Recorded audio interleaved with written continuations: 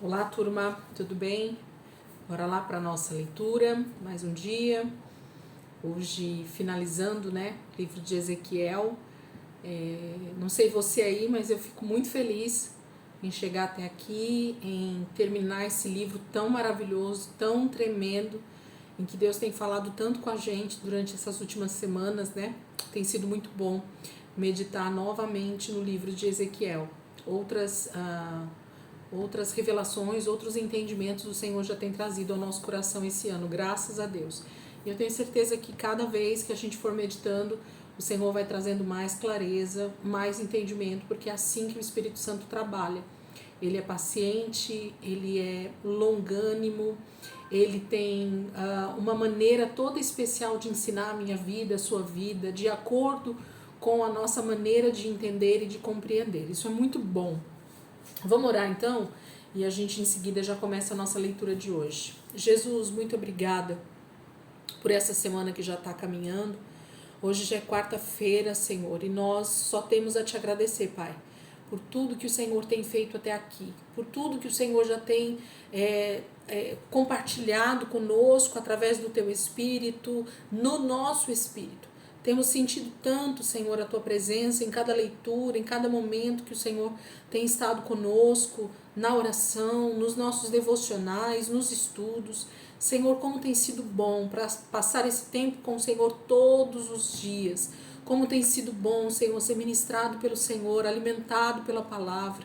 E eu quero te agradecer, Senhor, não só pela minha vida, mas pela vida de cada um dos meus irmãos que estão aqui comigo, que tem perseverado. Eu sei que muitos, Senhor, têm tido grandes dificuldades para chegar até aqui, mas eu sei que o Senhor vai nos fortalecer, nos direcionar, nos fazer ser perseverantes até o fim. Nós queremos chegar nesse final de ano de 2023 e dizer: até aqui, Senhor, o Senhor tem estado conosco, até aqui o Senhor foi quem me sustentou. Literalmente, Senhor, o teu Espírito tem sustentado a nossa fé e a nossa perseverança. Obrigado, Espírito Santo. Nos ensina mais um pouco nesse dia, nessa noite, nesse momento, Pai. Nós te adoramos e engrandecemos muito o teu nome por todo o amor que o Senhor tem tido para conosco. Obrigada, Jesus. Amém. Amém, queridos? Vamos lá, então? Hoje a gente vai ler os últimos 3 capítulos, de Ezequiel. 46, 47 e 48. Segura aí na cadeira que o negócio vai ser bom. Ezequiel 46, versículo 1 diz assim: Assim diz o soberano Senhor: a porta leste do pátio interno ficará fechada durante os 6 dias de trabalho, mas no sábado e no dia da lua nova ficará aberta. O príncipe chegará até o pórtico de entrada da passagem e ficará junto à porta. Os sacerdotes prepararão para ele o seu sacrifício queimado e as ofertas de gratidão. Ele poderá adorar dali, mas não entrará no pátio interno por aquela porta. Apesar disso, ela ficará aberta todo dia, até o pôr do sol. O povo adorará o Senhor em frente a essa passagem para o pátio interno nos sábados e nas luas novas. O sacrifício queimado trazido pelo príncipe diante do Senhor no dia de sábado será de 6 cordeiros e um carneiro adulto, todos sem defeito. Fará uma oferta de cereais, uma arroba de trigo ou cevada pelo carneiro adulto e a quantidade que quiser para cada um dos cordeiros. Para cada arroba deverá derramar 1 galão de azeite sobre a oferta no altar. Na comemoração do novo mês, no entanto, além dos 6 cordeiros e um carneiro adulto, o príncipe deverá sacrificar um novilho. Os animais terão de ser perfeitos. Como oferta de cereais, dará uma arroba de trigo ou cevada pelo novilho e pelo carneiro. Dará o que puder para cada cordeiro. Também dará 1 galão de azeite para cada arroba de cereal. Quando vier adorar, o príncipe entrará no salão da passagem leste e voltará pelo mesmo caminho. Mas o povo que vier adorar o Senhor nas festas anuais terá de atravessar o pátio externo. Quem entrar pelo portão norte terá de sair pelo portão sul, e quem entrar pelo portão sul terá de sair pelo portão norte. Ninguém sairá pelo portão por onde entrou. Nessas ocasiões, o príncipe entrará no templo junto com o povo. Quando o povo se retirar, o príncipe sairá também. Nas festas especiais e solenidades anuais, a oferta de cereais será sempre uma arroba de cereais para cada novilho ou carneiro adulto. Pelos cordeiros, o príncipe oferecerá quanto quiser. Para cada arroba será oferecido 1 galão de azeite. Quando o príncipe vier ao templo para oferecer um sacrifício queimado ou uma oferta de gratidão, os sacerdotes abrirão a porta leste do pátio interno. Ele fará seu sacrifício queimado, sua oferta de gratidão, como faz nos sábados. Quando ele se retirar, os sacerdotes fecharão a porta da passagem leste do pátio interno. A cada manhã, os sacerdotes oferecerão um cordeiro de um ano como sacrifício queimado ao Senhor. Também trará uma oferta de cereais diariamente pela manhã. Essa oferta será de 1/6 de arroba de trigo ou cevada, misturado a 1/3 de galão de azeite. Esta ordem deverá ser obedecida sem falta, para sempre. Todos os dias pela manhã, os sacerdotes prepararão o cordeiro, a oferta de cereais e o azeite. Essas 3 coisas serão completamente queimadas sobre o altar pela manhã, diariamente. Assim diz o soberano Senhor: quando o príncipe de um pedaço de suas terras, como presente a um de seus filhos, ele se tornará dono daquelas terras para sempre. É sua herança para sempre. Se o príncipe der um pedaço de terra a um de seus servos como presente, a terra só pertencerá ao servo até o ano da libertação. Depois disso, a terra voltará a pertencer ao príncipe. Somente a terra dada aos filhos do príncipe como herança não voltará a pertencer a ele.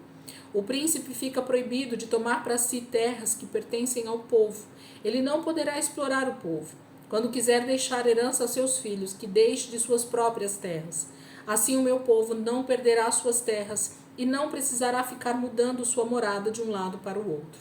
Depois de ouvir isso, o homem me levou através da porta lateral, que fica junto à entrada principal do pátio interno, até as salas separadas para os sacerdotes, as salas que davam para o lado norte, bem no fundo da fileira de salas. Havia uma porta que abria para o oeste, e ele me disse: e é ali que os sacerdotes cozinham e comem a carne dos sacrifícios pela culpa, dos sacrifícios pelos pecados e as ofertas de cereais. Entrando por aquela porta lateral, eles não precisam levar as ofertas santificadas ao pátio externo, onde elas entrariam em contato com o povo ainda impuro. Então ele me levou para o pátio externo e me mostrou os 4 cantos do pátio. Em cada canto havia uma área cercada. As 4 áreas eram do mesmo tamanho, 20 metros de comprimento por 15 metros de largura, incluindo as paredes. Na parte baixa dos muros que cercavam as 4 áreas, havia fogões de pedra com fornos na parte de baixo. O homem me explicou que naquelas áreas os levitas que serviam o povo cozinhavam os sacrifícios trazidos pelas pessoas. Capítulo 46, ele está falando um pouquinho, sobre essa questão das festas, sobre a questão das ofertas, sobre como o príncipe deveria se portar nas festas, como deveria ser feito essas ofertas. Ele fala que as salas onde os sacerdotes poderiam comer as suas ofertas, aquilo que estava destinado a eles, não tinha contato com o povo no pátio externo. Então, a delicadeza e a definição de detalhes que Ezequiel deixa registrado aqui para nós, através dessa visão que o Senhor está dando para ele, e mostrando cada pedacinho do templo, esse templo que seria reconstruído em Jerusalém, por Neemias, por Esdras, a gente vai ver um pouquinho disso depois, mas que fala muito mais sobre esse templo que vai ser construído no reino milenar, depois que Jesus voltar. Fala desse templo que já está, na verdade, praticamente pronto na Nova Jerusalém, onde o trono de Deus está, onde o Senhor Jesus vai se assentar nele, Então, são mistérios tão profundos, mas ao mesmo tempo que a gente sabe que é o que vai acontecer. Jesus vai reinar a partir do Monte Sião, em Jerusalém, sobre toda a terra. E ele vai pôr governos, de pessoas, de santos, que vão receber essa parte na herança com ele, de governar toda a terra junto com ele, por 1000 anos. E depois desses 1000 anos, então, haverá o juízo final e a eternidade com o Senhor. E o próprio Deus virá morar conosco, a palavra fala, Então, a gente tem todos esses detalhes descritos aqui para nós, para que nós possamos imaginar realmente como o Senhor vai fazer esse grande templo, onde tudo vai estar muito bem preparado, onde tudo vai estar muito bem feito, para que nós possamos estar com o Senhor até a eternidade. 47. Depois dessas instruções, ele me levou de volta à entrada do templo e vi uma corrente de água saindo dos alicerces do templo, passando à direita do altar, ou seja, pelo lado sul. Então me levou para fora do templo, pela passagem externa norte, paramos do lado de fora da porta leste, que estava fechada. A corrente de águas corria por baixo dela, na direção leste. Meu guia e eu acompanhamos a corrente indo para o leste. Ele tinha na mão um fio. Com esse fio mediu 500 metros e então mandou que eu atravessasse o pequeno riacho. A água mal chegava aos meus tornozelos. Continuamos andando em direção leste e ele mediu mais 500 metros e mandou-me atravessar o riacho mais uma vez. E a água já chegava aos meus joelhos. Depois de mais 500 metros, o riacho já era um rio cujas águas chegavam até a minha cintura. Andando mais 500 metros, sempre medido pelo fio que meu guia levava, agora o rio era tão fundo que eu só o conseguia atravessar a nado. Já não era possível atravessá-lo andando. Meu guia me disse: filho do homem, preste bastante atenção e guarde na memória tudo o que viu. Depois, ele me fez voltar subindo o rio junto com ele. Enquanto voltava, fiquei muito espantado. Às margens do rio havia muitas árvores. O homem me disse: este rio corre na direção leste, atravessa o sertão da Judéia e deságua no Mar Morto. Ele transformará o Mar Morto, tornando suas águas puras e saudáveis. Por onde este rio passar, a vida surgirá ricamente. Animais aparecerão em grandes grupos e as plantas brotarão à margem do rio. Haverá peixes no Mar Morto, porque as águas do rio tornarão puras as águas do mar, de modo que onde o rio fluir, tudo viverá. As margens do Mar Morto, em Engedi até Englaí, os pescadores apanharão peixes e estenderão suas redes ao sol para secar. O Mar Morto dará tanto peixe quanto o mar Mediterrâneo, peixes de todos os tipos. Os brejos e pântanos em volta do Mar Morto não serão purificados, serão deixados para dar sal. Ao longo das margens do rio nascerão árvores frutíferas de todo tipo. Elas não perderão suas folhas, nem deixarão de dar fruto durante todo o ano. Produzirão seus frutos mensalmente, sem nunca falhar. A razão disso tudo são as águas que nascem debaixo do santuário do Senhor. Os frutos dessas árvores servirão para alimentar os povos da terra. As folhas servirão como remédio para curar as pessoas. Assim diz o soberano Senhor: estas serão as fronteiras da terra de Israel, quando ela for dividida entre as 12 tribos de Israel. A tribo de José receberá 2 partes. As partes serão rigorosamente iguais para cada tribo. Eu jurei, com mão levantada, dar esta terra aos seus antepassados. Vocês receberão exatamente o que eu prometi dar como herança a eles no passado. Estas serão as fronteiras da terra. Ao norte, desde o mar Mediterrâneo, seguindo pelo caminho de Amate até Zedade, dali seguindo em direção a Berota e Sibraim, que fica a meio caminho entre Damasco e Amate, indo até Azer Aticom, nos limites de Aurã. Assim, a fronteira norte irá do mar Mediterrâneo até Azar-Enon. Essa localidade faz divisa com Amate ao norte e com Damasco ao sul. A fronteira leste começará em Azar-Enon, seguindo em direção a Aurã. Daí acompanhará o curso do Rio Jordão. Irá desde o Mar da Galileia até o Mar Morto, separando Israel de Damasco e de Gileade. A fronteira sul é marcada pela cidade de Itamar, ao sul do Mar Morto. De lá, ela segue até as fontes de Cádiz, até Meribá. Das fontes de Cádiz, ela corre até o riacho do Egito e acompanha o riacho até chegar ao Mar Mediterrâneo. A fronteira oeste será o próprio Mar Mediterrâneo, desde o riacho do Egito até os limites do território de Amate. Vocês deverão repartir esta terra entre si, conforme as 12 tribos de Israel. Distribuam a terra entre suas famílias. Repartam a terra com os estrangeiros que vivem entre vocês e criem seus filhos como se fossem israelitas. Vocês devem considerar essa gente parte de seu próprio povo, com os mesmos direitos que vocês têm. Cada estrangeiro receberá seu pedaço de terra na parte destinada à tribo em que ele vive. Palavra do soberano Senhor. Gente, é lindo demais.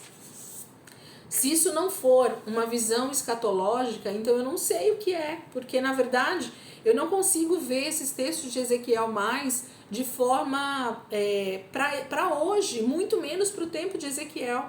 Deus estava falando sim sobre uma restauração que iria acontecer pós-exílio, né? Isso é fato. A gente sabe que isso aconteceu, que houve uma reconstrução em Jerusalém, em Israel, o povo voltou para a terra, mas a plenitude disso, a divisão das terras com retidão, com justiça, os estrangeiros podendo viver entre o povo e tendo suas terras também no meio deles e vivendo em paz. Não tem como dizer que isso já aconteceu plenamente, porque não aconteceu. Israel ainda não é essa nação de paz, de tranquilidade, de divisão justa entre os territórios. Isso ainda não aconteceu plenamente. Deus vai fazer isso com o reino de Jesus sobre a terra. A hora que Jesus voltar e começar a restaurar todas as coisas, esse será o tempo que nós vamos ver o cumprimento de Ezequiel 47 na sua plenitude. O mesmo texto fala lá em Apocalipse sobre esse rio que flui, né, do trono de Deus, e que há árvores com as suas folhas que curam as nações. Então, o mesmo sentido do texto que está falando aqui em Ezequiel 47, nós vamos ver esse texto lá em Apocalipse.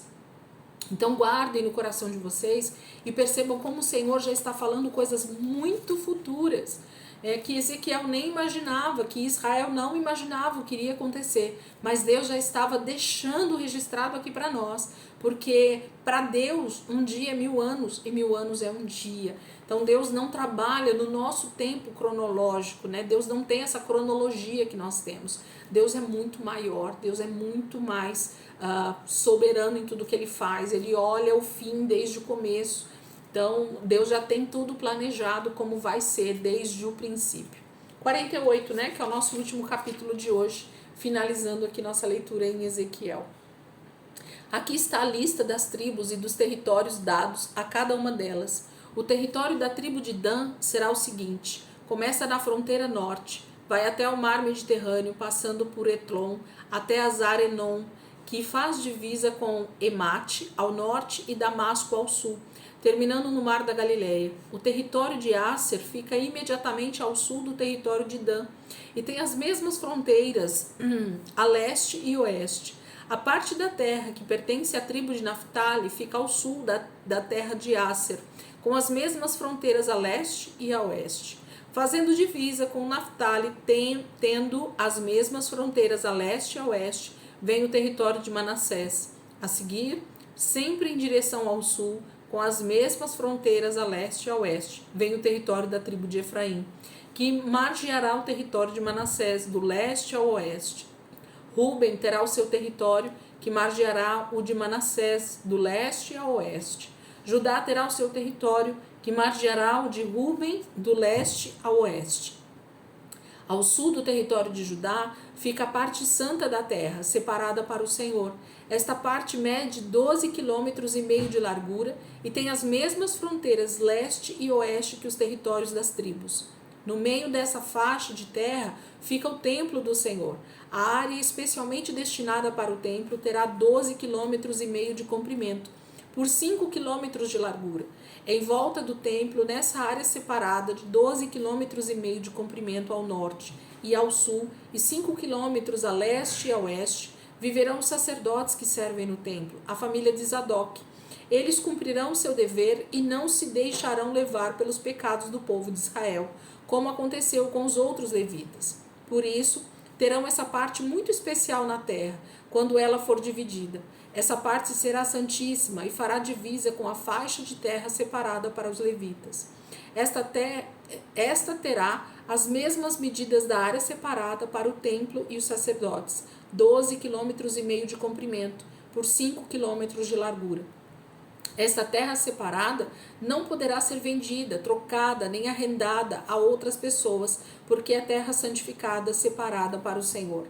A faixa de terra ao sul, da área destinada ao templo, com 12,5 km de comprimento, por 2 km de largura, será aberta ao povo para construir casas e plantar jardins e pomares. No meio dessa faixa de terra ficará a cidade. A cidade terá a forma de um quadrado, com 2.250 metros de lado. Em toda a volta da cidade haverá um espaço verde de 125 metros de largura. No resto da faixa de terra, Para leste e oeste, numa extensão de 5 quilômetros, haverá áreas de plantação para alimentar as pessoas que trabalham na cidade. Será cultivada pelos moradores da cidade, por gente de todas as tribos de Israel. Toda essa área, que inclui as terras santas e a faixa destinada à cidade, mede 12,5 km de lado e tem a forma de um quadrado. É uma dádiva sagrada que, como tal, vocês reservarão. O que restar nessa faixa de terra de 12,5 km de largura, entre as fronteiras leste e as terras santas, e entre as terras santas e a fronteira oeste, pertencerá ao príncipe. As terras do príncipe ficarão ao lado dos territórios das tribos. Entre elas ficarão as terras santas e o espaço destinado à cidade. Inclusive o santuário do templo estará no centro dela. Os 2 lotes de terra do príncipe ficarão entre os territórios da tribo de Judá e de Benjamim. E estes são os territórios destinados às outras 5 tribos. Logo abaixo das terras santas e das terras do príncipe vem o território de Benjamim, estendendo-se da fronteira leste até a fronteira oeste. Fazendo divisa com o território de Benjamim, vem as terras de Simeão, que também vão da fronteira leste à fronteira oeste. A seguir, vem as terras de Issacar, tendo por fronteira o mar Mediterrâneo e o rio Jordão, como as outras tribos. Logo abaixo vem o território de Zebulon, ocupando toda a terra de leste a oeste. Ao sul de Zebulon, indo do mar Mediterrâneo até o rio Jordão, fica o território de Gade. A fronteira sul de Gade começa na cidade de Tamar, junto ao Mar Morto, segue pelo deserto até as fontes de Cádiz e dali o riacho do Egito, seguindo por ele até o mar Mediterrâneo. Estes são os territórios que serão propriedades exclusivas de cada tribo de Israel, palavra do soberano Senhor. Estas serão as saídas da cidade, começando pelo lado norte, que tem 2.250 metros de comprimento. Cada porta receberá o nome de uma das tribos de Israel. A cidade, em forma de um quadrado, terá 3 portas em cada lado de seu muro. As 3 portas do lado norte serão chamadas Ruben, Judá e Levi. No lado leste, medindo também 2.250 metros, haverá outras 3 portas com os nomes de José, Benjamim e Dan. O lado sul do muro terá o mesmo comprimento e o mesmo número de portas, chamadas Simeão, Issacar e Zebulon. Finalmente, no lado oeste do muro, com seus 2.250 metros de comprimento, estarão as 3 últimas portas, chamadas Gade, Asser e Naftali. Uma volta completa em torno dos muros da cidade será de 9 quilômetros. O nome dessa cidade separada será chamada daquele momento em diante de O Senhor está aqui. Precisa falar alguma coisa, gente? Se isso aqui não é a Nova Jerusalém, que desce do céu, e ela vai ter um lugar específico para ser plantada, para ser colocada, né, na terra de Israel, mais precisamente em Jerusalém, nesse território que o Senhor está falando que vai ser separado para o templo, para os sacerdotes, para o príncipe, para as tribos de Israel viverem ao redor. São 12 portas, as 12 tribos, né? A cidade é quadrada. Então nós temos todas as medidas. E o último versículo então termina com o Senhor está aqui, né? É o Senhor quem vai estar no meio do seu povo nesse momento, né? Quando tudo isso for construído, quando tudo isso estiver edificado. Isso vai ser feito pelo próprio Senhor Jesus na sua volta com a reconstrução de todas as coisas nos 1000 anos em que ele vai reinar sobre a terra, até o cumprimento de toda a profecia. Amém, queridos? Que vocês possam meditar aí. Se vocês nunca tinham lido, né, esse texto, meditem um pouco mais, olhem, né, para esses 3 capítulos que a gente leu hoje, grife aí os textos que vocês quiserem, vocês vão ver, quando nós chegarmos lá no finalzinho, em Apocalipse, quão tremendo é a quantidade de evidências que nós vamos ver com a volta de Jesus, com o reino milenar, com novos céus e nova terra, com tudo que Deus vai fazer aqui na terra, onde nós reinaremos com Ele eternamente. Amém, queridos? Deus abençoe.